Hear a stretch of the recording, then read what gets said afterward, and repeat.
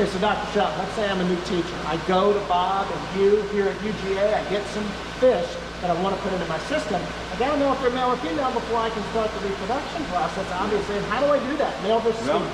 We've actually moved into our hatchery now, and not everybody, in fact, most people don't get into the hatchery aspect of it, but in honesty, a teacher can. We have a few teachers who have gotten into the hatching part of it, the breeding part of it, and they've been very successful. But here's how we operate our hatchery, and we do provide fingerlings just for the cost, whatever it costs us to grow them. Okay. We do provide fingerlings, but if you wanted to do it, the whole process, the animal husbandry part of this, then one of the things you got to be able to do is identify the males and the females. So that's what we're going to try to do now. Okay. And this is all under standard 6 in our standards, in case you're wondering. I'm going to hold this down. I always try to handle the fish through the net. So you can grab this fish, roll it over. I'm holding it with this net. And what I'm going to do now is try to show you with this probe that swollen area right there. You'll notice there is a tiny little opening right there. There it is. You see that opening that I actually, that opening is called the oviduct or the genital pore, and this is a female. A male will not have that opening right there that I can actually catch and probe. So that's round, swollen, with a genital pore or an oviduct right there is a female. And you and I were talking earlier before we started taping, that is more swollen now because they're ovulating, so that's going to be more pronounced? That's right. Okay, so now we'll come over here. The way we control that is by temperature. When we bring their temperature up into the right range, tilapia start to breed. Wow, okay. All right, here we are.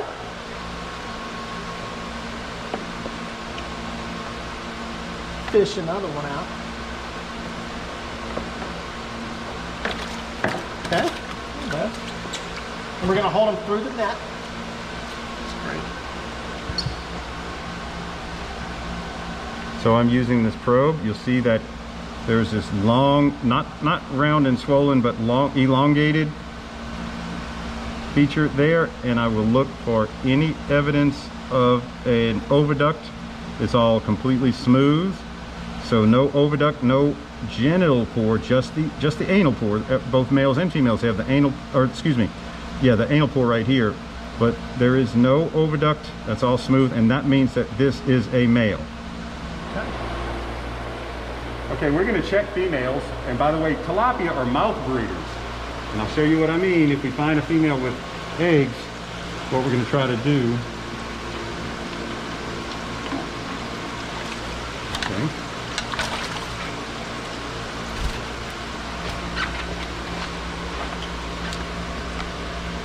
Is check this tilapia. Oh, and she does have eggs, and she's spit.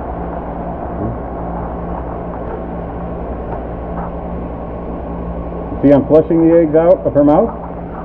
You see the eggs coming out? Yep.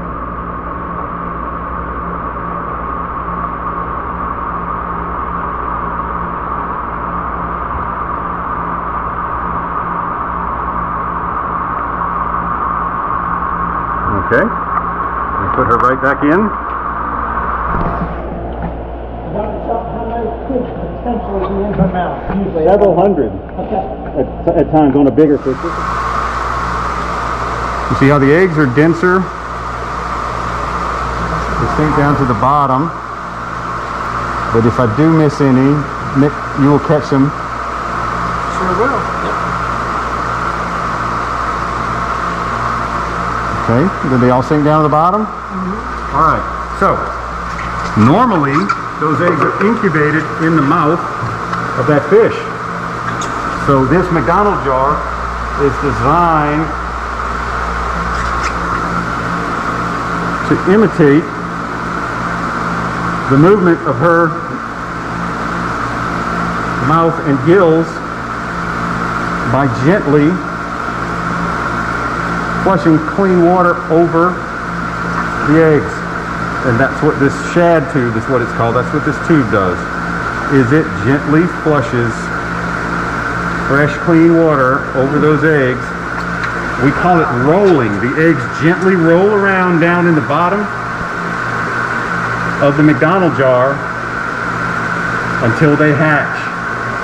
When they hatch, those eggs will either swim up or we will transfer all of the fry. These embryos have now become fry. We call them yolk sac fry. We'll transfer them into this incubation container here. We still have fresh water flowing over them. And once they have absorbed all of their yolk, they're called swim up fry. And swim up fry we then transfer over into an aquarium where we can start feeding them and growing them out for stocking.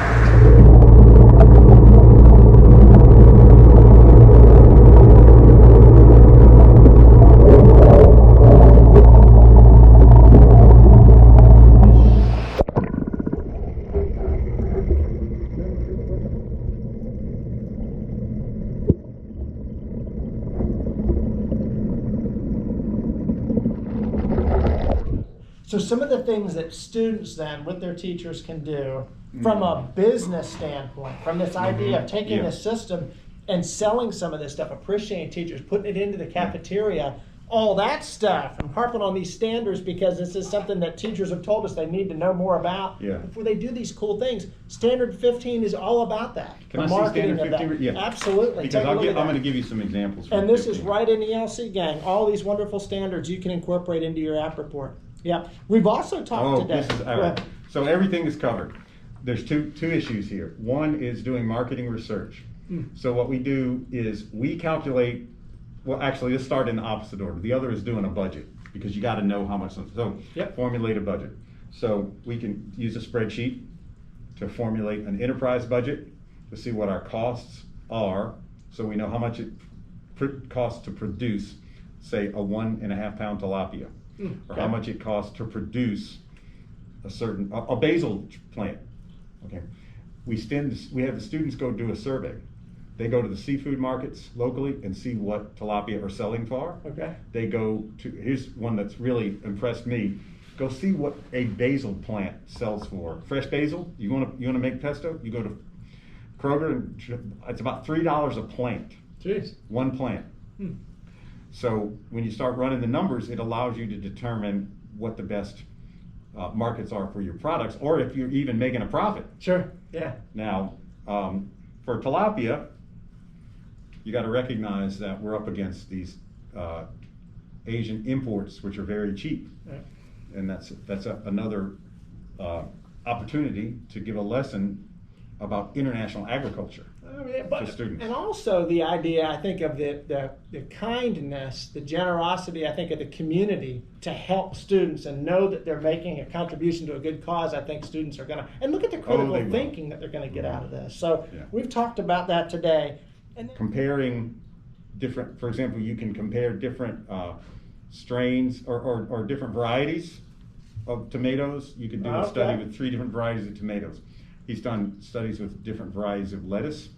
Nobody had ever grown okra in an aquaponics system. Bob found out that it grows fabulously. He grew tons and tons and tons of okra last summer. So it's an area for inquiry. It's an area, a really great area to do research on and to get the students to pose a hypothesis. Yeah. And so, or here's another example. We have 2 different bed types. What does better for lettuce? The raft aquaponics or the substrate aquaponics? Yeah.